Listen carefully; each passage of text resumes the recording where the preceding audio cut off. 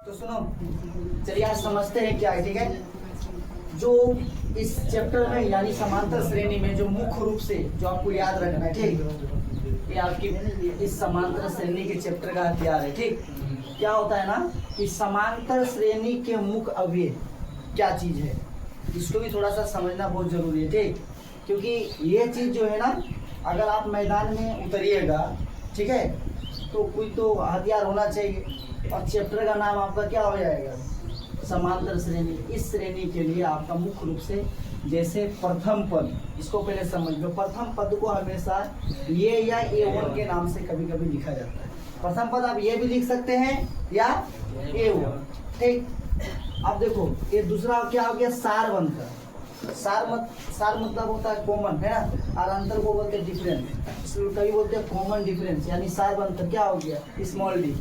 इसके बाद नेक्स्ट क्या है, एनुआ पद। इन तीनों के बीच एक ऐसी संबंध है जो इसी तीनों से एक और एक नया फॉर्मूला बनता है, समझ में, जिसको हम लोग कहते हैं AN बराबर A plus N-1 into D. ये डी है, ठीक है। हम लोग इसको क्या कहते हैं, क्या कहेंगे, एनुआ पद। क्या कहेंगे, एनुआ पद। तो कभी कभी इसको अंतिम पद भी कहते हैं। अंतिम पद को कभी एल लिखा जाता है, एल, ठीक है। तो हम लोग इसको कहते हैं एनुआ पद। ठीक, समझ रहे हो ना। इनको क्या कहते हैं, प्रथम पद। जो वहां पे देख लो, प्रथम, ठीक है ना।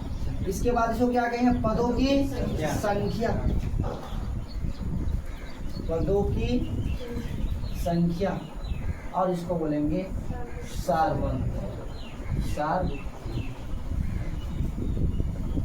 चलिए देखो, समांतर श्रेणी के मुख्य अवयव क्या है, प्रथम पद ए या A1 के कहेंगे इसको। उसके बाद बोलेंगे सार बनकर स्मॉल डी, है ना।